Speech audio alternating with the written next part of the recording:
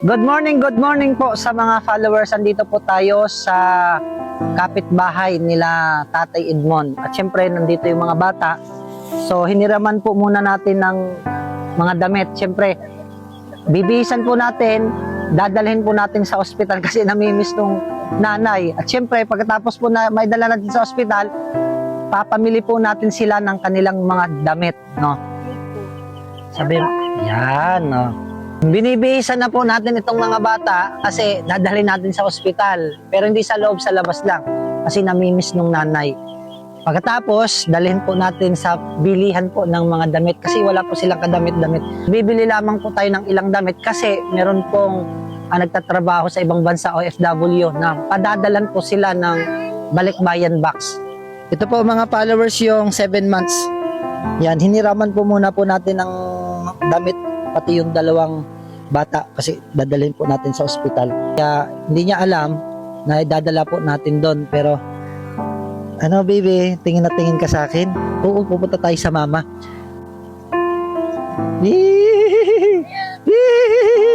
Ano? Tara, dadalhin na po natin pa sa bayan. Hello.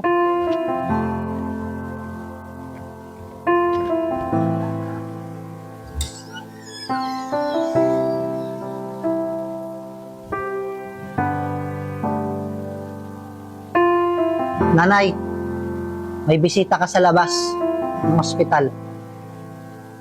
Puntahan mo muna. Ha? Wala ka bang tsinelas? Meron. May bisita ka sa labas. Puntahan mo muna. Tara, may tsinelas ka.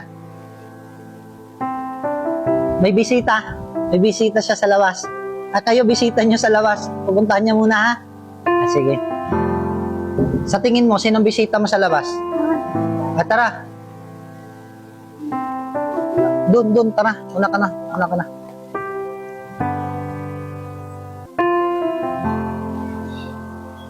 Sige. Yan, may bisitang dumating ito si nanay. Ayun, bisita mo. Ayun. Ayun. Ayun.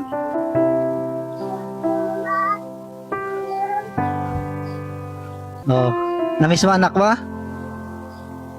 Ayun, tulog na. Oh, yakap sa mama kung namiss. Punta sa mama, punta doon sa mama. Yakap. Oh.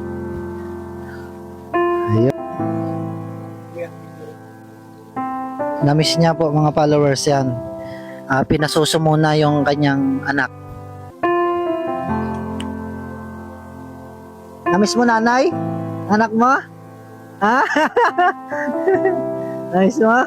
Namiss niya daw mga anak niya, dinala ko. Oh. 7 buwan, ilang gabi nawalay sa nanay kasi kailangan bantayan yung asawa kasi walang ibang magbabantay baga. Ano daw? Ng tatay. Gustong makita ng tatay yung mga anak. Ang tanong kaya, payagan kaya tayo ng gwardiya? Gusto mo ba sa amin sumama? Yung mga anak mo, idadala natin doon sa bilihan ng mga damit. Gusto mo? Ikaw na muna sumama? Ngayon?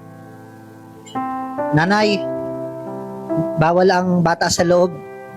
Gustuhin man ng tatay makita itong 3 anak niya pero bawal. Yun, nakiusap naman ako pero bawal talaga. Miss na miss mo na ba ang anak mo? Miss na miss mo na? Ano, punta na tayong bayan. Bilan na natin. Lalo ito, wala tong tsinelas. Gusto mo tsinelas?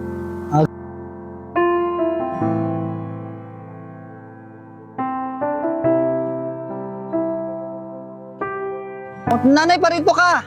Parito ka nanay, bibilihan natin ng mga damit tong mga anak mo. Siguro, first time mo lang pumunta ng bayan dito na. Ngayon lang siya daw nagpunta. Tara doon, punta doon. Gusto mo ng damit? Wala kang damit. Yon. Babae kasi siya. Ha? Chinilas. Sige, bibili tayo ng chinilas.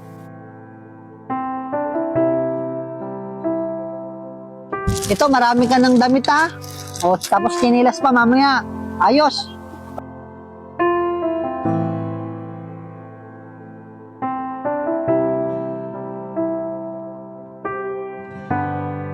Binilan po natin ng tigli 50 damit, ternohan, short yan. Ay, grabe. Hirap pala bilang magulang. Daming anak. Ayoko na mag-anak. Nagpalaygit na ako.